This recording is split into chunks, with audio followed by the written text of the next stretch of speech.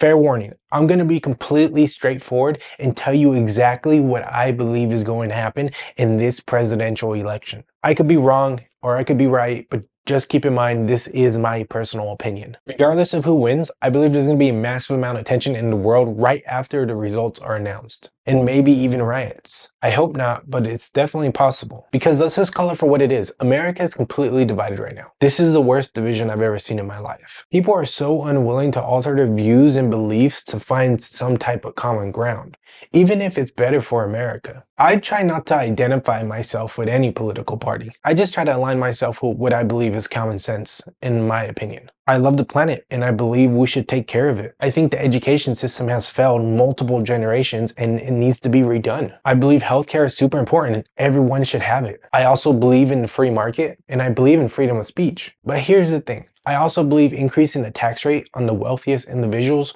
will not do anything to solve the problem. Because let's be real, they don't play the same game as me and you. Increasing the tax rate, in my opinion, will only squeeze the middle class and obviously the lower class. So enough of that. Let's talk about my prediction. I believe Trump is going to win the election. Then I believe with that result, it's probably going to bring chaos for a week or two, but then it'll probably die out. Now this is when I put my tinfoil hat on. The powers that be do not like Trump. And I think when he gets elected, the powers that be are going to try to do everything in their power to make the economy shit the bed so they could blame it on Trump. And honestly, I think it'll work. But I also think he'll get it under control relatively quickly because America is a business and Trump is a businessman. And yes, I get it. Some of his companies have went bankrupt. But if you're an entrepreneur, you'll understand not every business is going to succeed. If all of this happens, I personally think that would be a perfect time to buy a home. And if all of this does happen, it's probably going to be a rough first year for Trump. So I would just recommend to save as much money as possible and buckle up. If you need anything and believe I can help,